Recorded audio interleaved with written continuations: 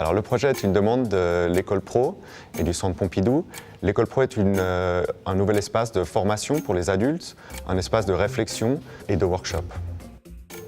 Le projet a été conçu avec Laure Jaffuel, qui est une designeuse, et avec l'ambition de penser à l'espace à toutes les échelles. Tout a été pensé jusque dans les plus petits éléments, comme un univers complet dans lequel on entre pour quelques heures quand on vient en formation.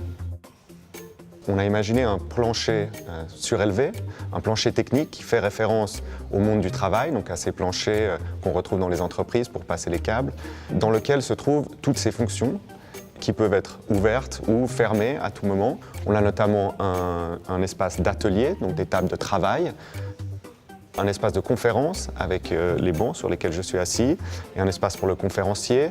On a une petite cuisine, une cuisine de camping mais fonctionnelle. On a un espace gonflable, une chambre noire, un espace dans lequel on peut rentrer avec une atmosphère complètement différente. Il y a aussi un jardin un peu particulier que vous pourrez découvrir. On a un espace lounge, un espace canapé dans lequel on peut se détendre, et puis des espaces de rangement, de vestiaires, etc. Et donc, c'est cet espace qui peut être entièrement vide et accueillir en même temps tout type de fonction.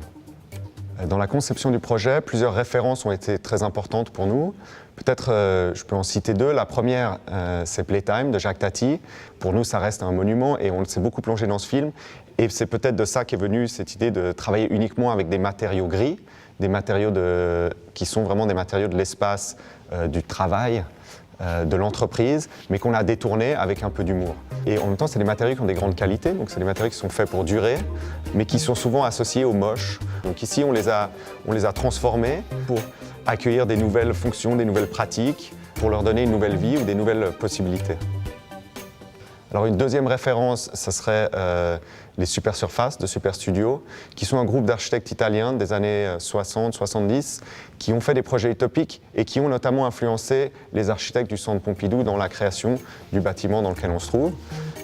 Et ces architectes avaient imaginé ce qu'ils ont appelé les super surfaces, qui sont une grille infinie qui s'étend sur la surface du monde et qui permet de vivre de manière nomade et connectée en même temps.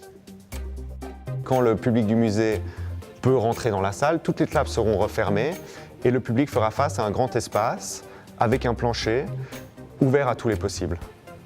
Pour moi et Laure, travailler dans ce bâtiment magnifique, c'était une expérience vraiment particulière, mais aussi de faire une œuvre au croisement des chemins entre l'architecture, l'art et le design, c'est vraiment une expérience unique.